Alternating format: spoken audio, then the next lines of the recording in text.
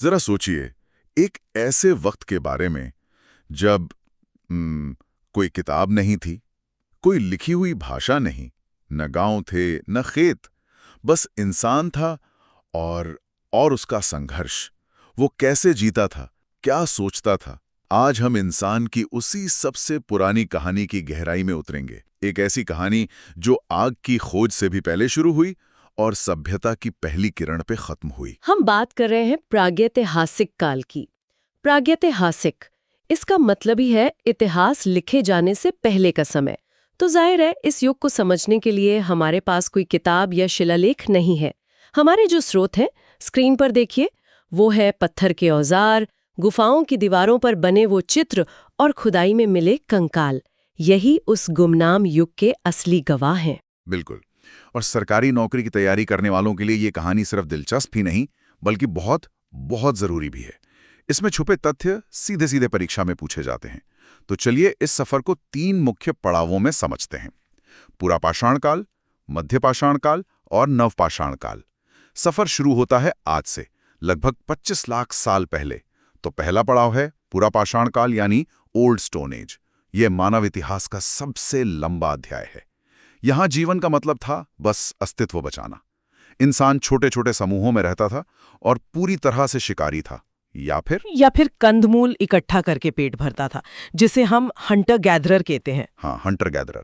एक जगह टिकना तो मतलब नामुमकिन था। जीवन पूरी तरह घुमंतू था। और इस घुमंतू जीवन का सबसे बड़ा साथी थे उनके औजार।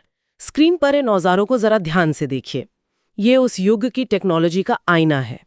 ये पत्थर के बने हैं, लेकिन बहुत खुरदरे और बड़े हैं। इन्हें बनाने का तरीका भी बहुत सीधा था। एक पत्थर पर दूसरा पत्थर मारकर उसे बस एक मोटा सा आकार दे देना।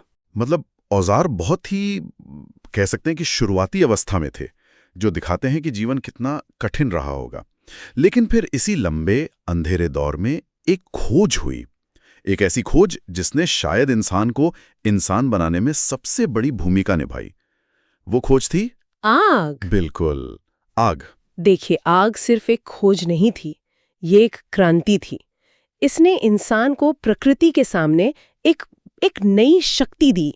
इसके 3 असर तो सीधे सीधे थे। पहला, कड़ाके की ठंड से बचाव। दूसरा, भोजन को पकाकर खाने की क्षमता, और ये बहुत महत्वपूर्ण है। पका हुआ भोजन पचाना आसान होता है, जिससे शरीर को ज्यादा पोषण मिलता है। और सबसे बढ़कर खूंखार जानवरों से सुरक्षा। और यहीं आता है हमारा पहला एग्जाम पॉइंट। सीधा सवाल पूछा जाता है, आग का उपयोग मानव ने किस काल में करना शुरू किया?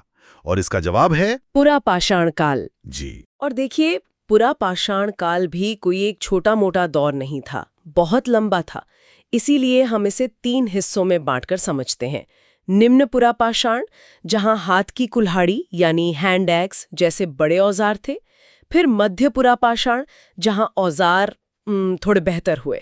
और अंत में उच्च पुरापाषाण। उच्च पुरापाषाण, यहाँ क्या खास हुआ? यहाँ हमें पहली बार कला के सबूत मिलते हैं, यानी शैल चित्र, केव पेंटिंग्स। और जब भारत के संदर्भ में बात करते हैं तो 2 नाम तो तुरंत दिमाग में आने चाहिए: सोहन घाटी और भीमबेटका। बिल्कुल, भीमबेटका। भीमबेटका तो जैसे पत्थरों पर लिखी एक पूरी कहानी है। जी हाँ, स्क्रीन पर मध्य प्रदेश में स्थित भीमबेटका की इन गुफाओं को देखिए।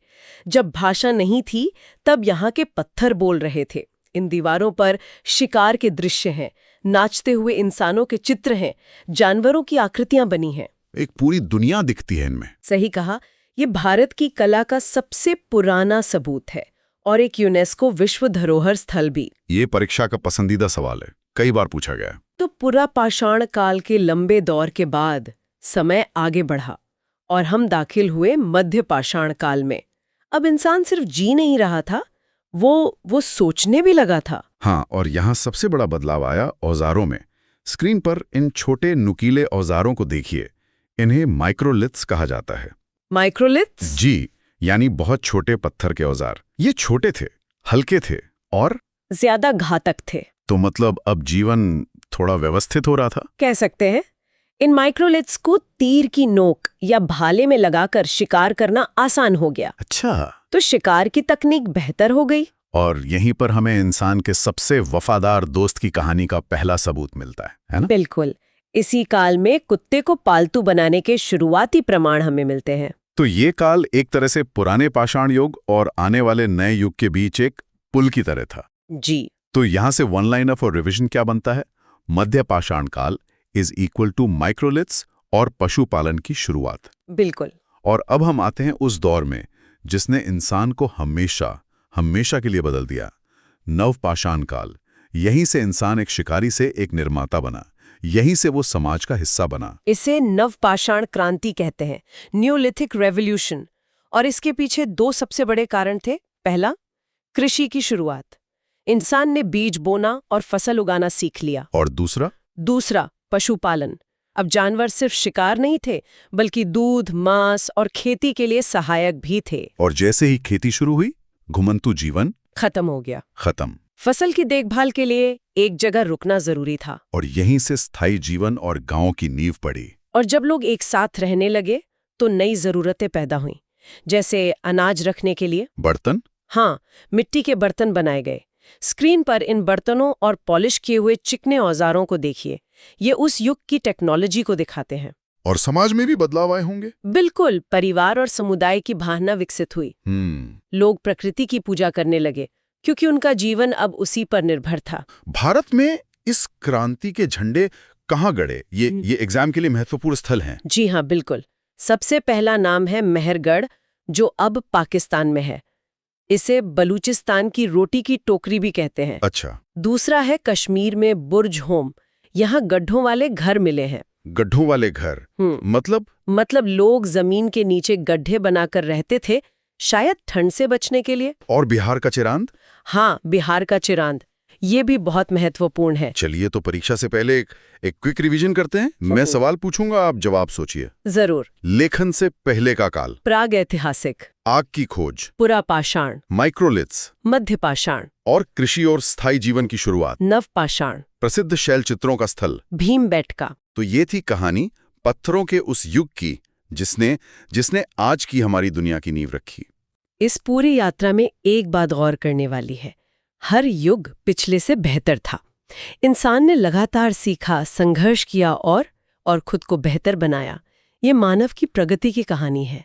और अंत में सभी एस्पिरेंट्स के लिए एक विचार, अगर वो इंसान जिसके पास कोई सुविधा नहीं थी, हजारों साल तक पत्थर से लड़कर, प्रकृति से जूझकर एक पूरी सभ्यता बना सकता है, तो कुछ साल मेहनत और लगन से पढ़ाई करके एक सरकारी नौकरी पाना मुश्किल नहीं है। आपका संघर्ष उस संघर्ष से बहुत छोटा है, लेकिन आपकी जीत भी उतनी ही शानदार होगी।